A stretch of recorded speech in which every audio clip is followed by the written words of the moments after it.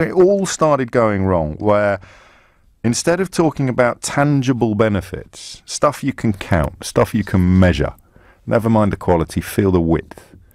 Instead of talking about tangible benefits, we talked and talk still about intangible, undefinable phenomena like control. So she still punts this line. I heard her doing it with Nick today. We can control our money, our borders and our laws. So you say, well, which money are you talking about? Are you talking about the minuscule proportion of UK expenditure that is currently sent to the European Union? Because we do that optionally. So, I mean, if you're talking about that, then I can just about see how you might be vaguely sentient when you say we can't control it. In the same way that you can't control what your electricity bill is going to be. Do you see what I mean? You say, oh, well, right, well, we're not going to pay our electricity bill anymore, but we're taking back control. So there's minuscule, an infinitesimal percentage. I'll check it for you, actually. It's in one of those lovely pie charts. The percentage of our national expenditure, annual expenditure, that actually constitutes the EU contribution. So we can't control our money. So presumably you're talking about that infinitesimal percentage of government expenditure. No one ever does that. I've been saying it for years now. We can't control our money. Which money? That's all you say. What money? Oh, that money. But that's a tiny part of our overall expenditure, and of course we're in control of it because we've chosen to pay it. So that's an utterly meaningless phrase. Control our money. It doesn't mean anything.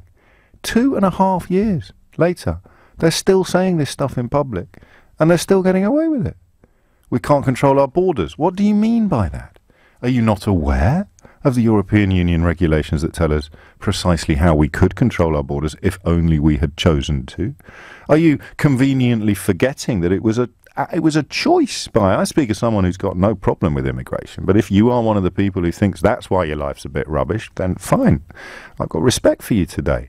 But remember, Tony Blair chose to allow those nations that acceded to European Union membership during his premiership immediate access to freedom of movement. He didn't have to. The Germans didn't. Other European Union countries didn't. They had control over their borders. They chose to exercise it. We had control over our borders. We chose not to exercise it. So what do you mean when you say control our borders?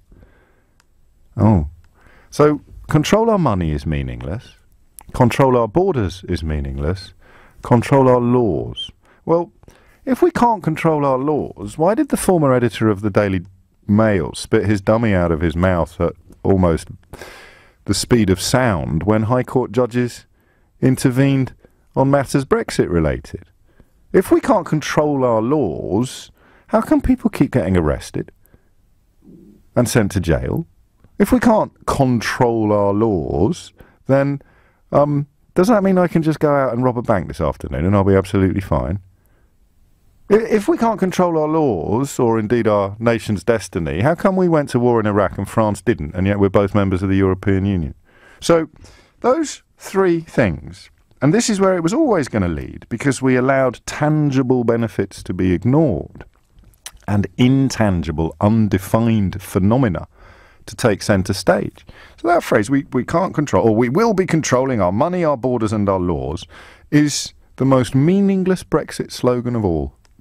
And as each layer has been peeled away by reality, as each new day has brought yet more confirmation that the likes of Gove and Hannan and Johnson and Fox and Farage and the rest of them were talking absolute hokum from the very, very start, eventually that's all that's going to be left. Well, fish and blue passports.